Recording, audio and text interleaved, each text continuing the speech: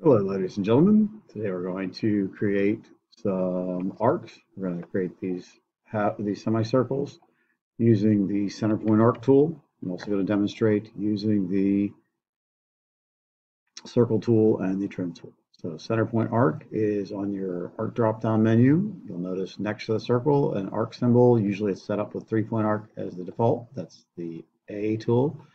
The center point arc down here a little lower is very easier to use. We'll click on the origin. I'm going to move the mouse out to the side, and I'm going to click where I want the starting point of my arc to be. Now in this case, I'm going to use the horizontal constraint.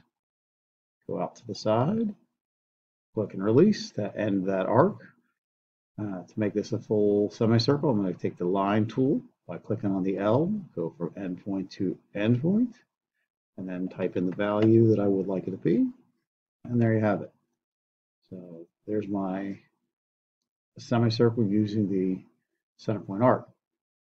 You can also do it using the center point circle tool, the line and the trim tool in just about the same amount of time.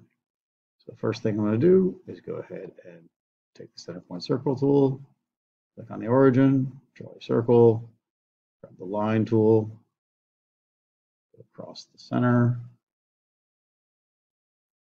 give that a dimension, and then take the trim tool, which is the shortcut key M, and trim away the excess. Both cases gets me a fully constrained arc, and we're all good. So good luck, have fun as always, keep being awesome.